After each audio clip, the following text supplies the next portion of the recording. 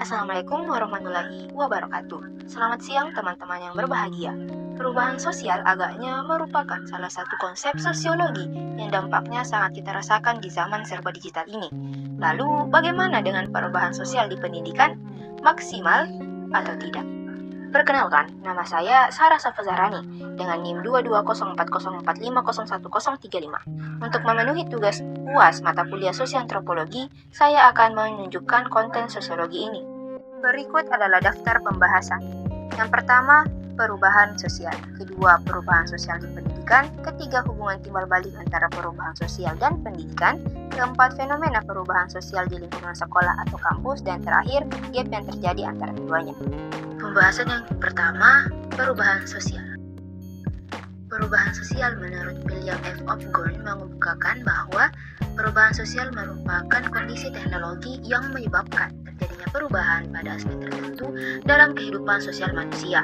Contohnya, perubahan sosial tersebut adalah kemajuan pengetahuan dan teknologi yang kemudian akan sangat berpengaruh terhadap pola pikir dari masyarakat. Contohnya nampak pada video yang dahulunya petani menanam padi dengan cara manual, sekarang dengan bantuan mesin. Pembahasan kedua, perubahan sosial di pendidikan. Seiring dengan perubahan sosial yang terjadi di dalam masyarakat, pendidikan juga mengalami perubahan.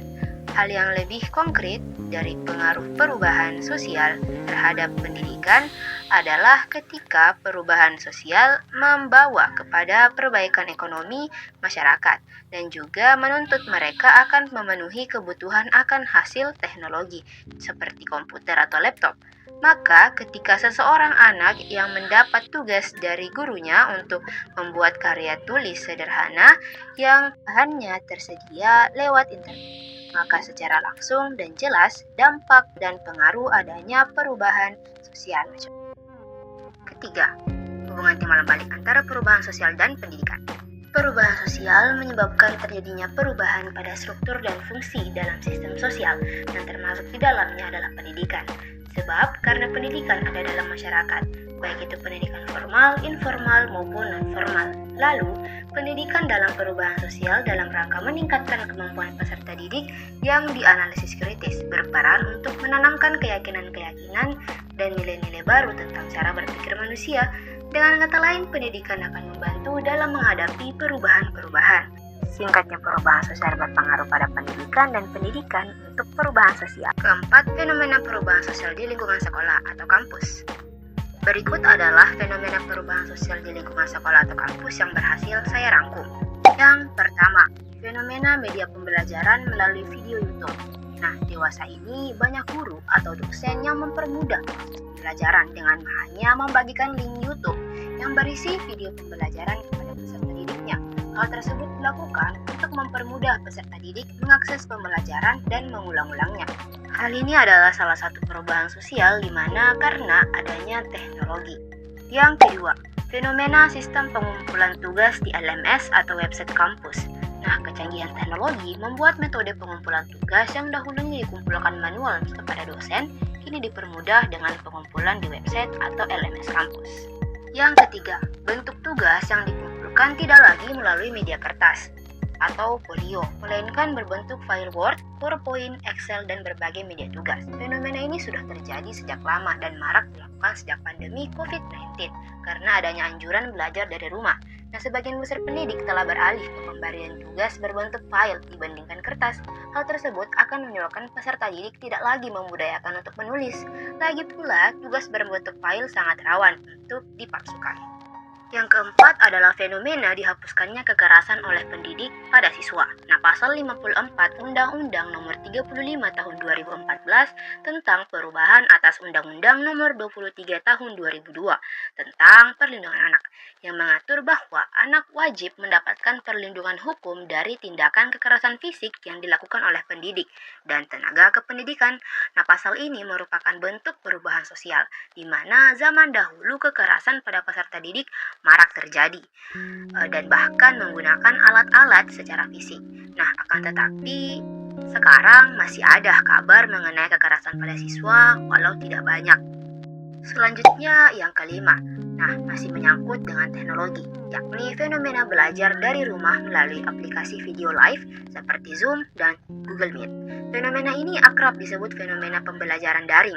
Hal ini mulai marak saat wabah COVID-19 sehingga memudahkan proses pendidikan. Hingga kini metode belajar dari rumah melalui aplikasi video live ini masih digunakan apabila ada halangan yang mengharuskan peserta didik tidak dapat ke sekolah atau ke kampus.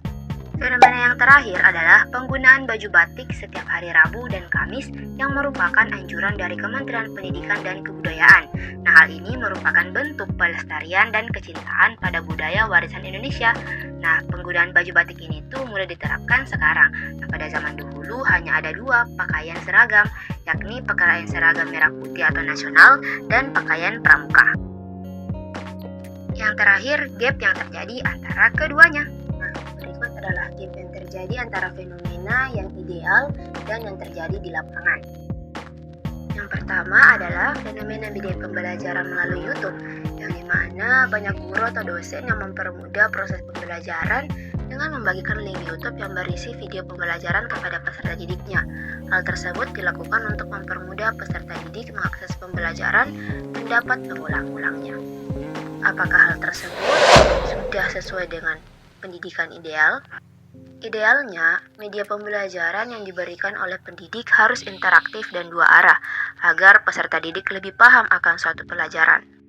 Ibnu Khaldun mendorong kepada penggunaan alat-alat peraga, karena anak pada waktu mulai belajar, permulaannya lemah dalam memahami dan kurang daya pengamatannya. Sehingga menurut Ibnu Khaldun, idealnya sebuah media pembelajaran itu tidak hanya dengan satu arah, namun perlu adanya hubungan timbal balik antara guru dan adanya alat peraga yang membantu. Yang kedua, fenomena di lapangan, yakni sistem pengumpulan tugas di LMS atau website. Nah, kecanggihan teknologi membuat metode pengumpulan tugas yang dahulunya dikumpulkan manual kepada dosen, kini dipermudah dengan pengumpulan di website ke LMS kampus. Sayangnya, fenomena ini menyebabkan kekurangan, di mana pengumpulan tugas secara online ini dapat terganggu di bagian koneksi internet buruk, sehingga banyak siswa atau mahasiswa yang memiliki keluhan akan jaringan buruk. Idealnya perlu pengoptimalan jaringan. Munif Chotep mengatakan guru ideal adalah guru yang punya 4 kompetensi dalam menjalankan profesinya. Salah satunya adalah kompetensi pedagogik.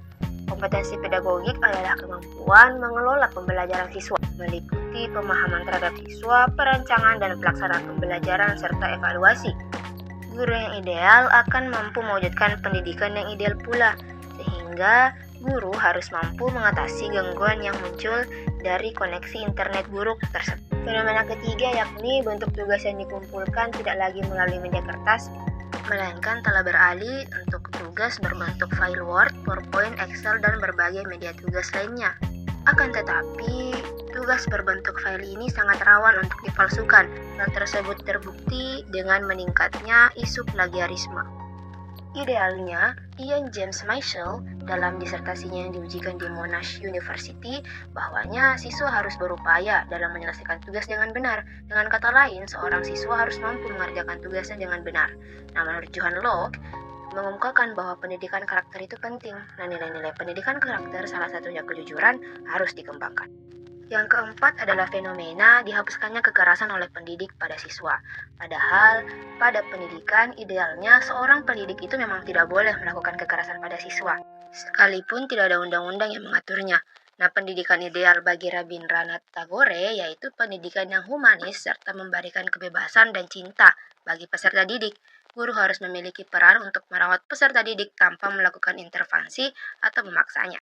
Nah, yang kelima, fenomena belajar dari rumah melalui aplikasi video live seperti Zoom dan Google Meet, di mana fenomena ini pastinya menggunakan keahlian.